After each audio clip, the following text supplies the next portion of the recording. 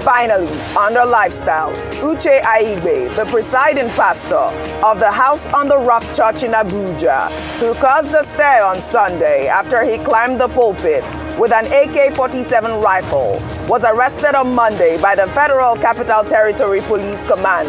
The FCT police spokesperson said the pastor was arrested because his message and demonstrations were considered inciting by various media outlets and social media users. While discreet investigation has commenced, the police urged members of the public to shun the utterances and actions of the pastor that they say is in breach of extant laws that prohibits civilian possession of AK-47 rifles. God is not a magician.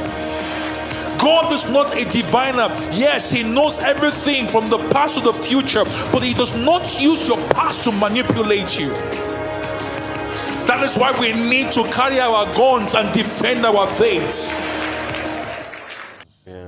Yeah, this video has been trending, and obviously that's why he got arrested. Like I said in my headline, it is illegal to carry AK-47 rifles. He's been arrested, and right now he is detained and he's still under custody. But I mean, I don't understand what was going on with him. Apparently, he got that rifle from an inspector, a police inspector, who actually was asleep while this whole thing was going on, Dr. Abati.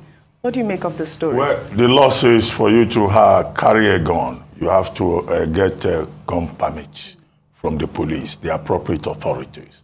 But the Nigerian government are taking a decision at a time under the gun laws of the country, Firearms Act, which is called, that you cannot carry automatic rifles, you cannot carry combat rifles. So carrying such a rifle and not having a license to it, I think that is the issue. Being in possession of an AK-47, not having the license to it, will be the issue that the security agencies will be looking at. And it's important that they have invited him for questioning. But even the message that he was putting across, he said, we must carry our guns to defend our faith. How? That's what he said That's in that video. Does it mean so must you carry guns to be able to defend your Christianity? So because the statement that the church put out said, Pastor Aigbe, that's his name, is using the gun to illustrate. But to go to the extent of using guns, rifles, to illustrate a point in the Bible, I think that's quite extreme.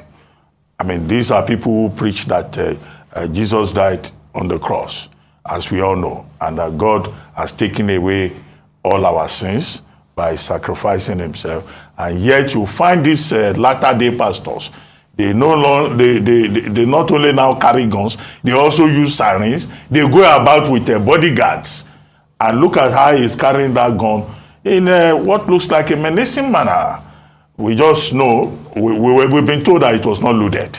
But the security agencies will do their work. Second, if indeed he took it from a policeman who is part of his security team, where that policeman is a breach. He's not supposed to hand over his rifle to somebody who is not a uniformed member of the Nigerian police. It's a gross act of indiscipline.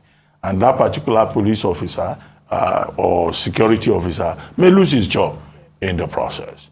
Now, I've seen some comments that people have been making that, okay, the state authorities are getting excited, arresting a pastor because he's carrying AK-47. Now, what have they done about the bandits using AK-47 like walking sticks all over the country under the name of, pursuing some daredevil, agenda against the Nigerian state? That the energy that they have put into the arrest of this pastor, we would also like to see them put the same energy into arresting those bandits who even brandish their AK-47 on television and boast that there's nothing that the Nigerian state can do against them. But however, that's no justification. If you break the law, you cannot offer the defense that after all, this other person did the same thing. No, the law does not operate like that. It's the man that is caught that has committed an offense. But the pastor has apologized but I don't think the Lord looks at apology. Absolutely. You know, if you commit an offense, you must be ready to face the music. And I hope other pastors will take their lesson from this. Nobody should go about carrying guns in the name of preaching the Bible. Name of illustration. Rufai. It was very, very terrible judgment. It was in poor taste, and this is very sad for the church. Yeah. So sad. And he has to face the full wrath of the law. There is no how he's going to put himself out of this. Yes, he wanted to make a point. He wanted to illustrate, not to the extent of going to carry guns from somebody and trying to illustrate and bringing the gun on the pulpit. That's even spiritually wrong in the first place. What were you trying to do in the church? And I'm sure the church will speak to him. He's going to face the penalty for this. And it's also, you know, a message out there to all those people that I think they want to illustrate in the name of catching attention and things like that. They should be careful, because you are just one step away from breaking the law of the land. And this was uncalled for. If you wanted to preach about how we needed to defend our faith, there are many other things at which you can do. There are many other ways of illustrating, not carrying live weapons on stage because you want to prove a point. What got over him? This is very, very sad and highly condemnable. Anyway, the church has put a statement out there, and it was along the lines of what you said, Dr. Abati. I think earlier too, we had talked about this before. I think the church will be able to set up their own internal mechanisms to watch him and be able to do the needful. But I know he too will have a feel of the repercussion, which Absolutely. is sad. They would discipline him internally. Yeah. I don't know what he was thinking. It's quite like Rufai mentioned, poor judgment on his, I think his zeal overtook a good reason, unfortunately. That's Pastor Uche Aigbe of a popular church in Abuja. And I'll just speak from the point of the church's response. I must applaud them for responding very quickly to this. And unlike, in other areas where they'll try to shield or lie or cover up, they mentioned that yes, he did this and was poor judgment on his part, and that they condemned any form or semblance to violence. Commend them for that. And they also mentioned that they were going to cooperate with security services to ensure that they followed the complete process. Also, the inspector whose rifle he was holding is Inspector Musa Audu. They said is also going to face orderly room trial. Yes. So the police is also not taking this lightly. And this is important because we see policemen who protect private citizens. And sometimes you see pictures where they are posing with the policemen's guns, and Nigerians perhaps do not understand the gravity of what they are doing. It's quite unfortunate he's caught in this, and like Doctor said, he's apologized and owned up to the fact that he was wrong, but it wouldn't suffice. He would still have to be, in this case, used as an example for being, using a rifle on stage, whether on stage, on the ground, anywhere. Very wrong. Well, all right, let's continue what's trending. Discussing an audio clip that went viral over the weekend, recorded by yet-to-be-identified persons. In the 11-minute audio clip, residents in Gbara, in the Etiosa local government area of Lagos State, were threatened to vote for the All Progressives Congress or risk eviction from the community.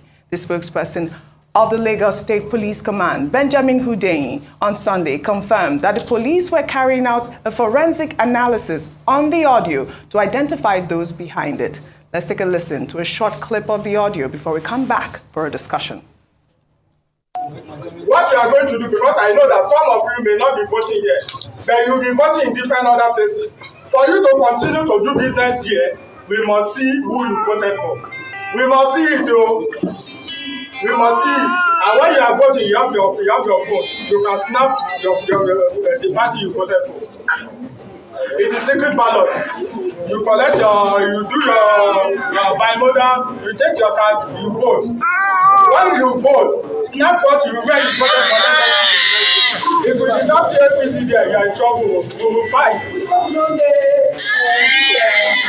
Tell your daughter to snap it for you. Yes. I don't know, but what we are saying, this is not a threat. Let me tell you, it's not a threat.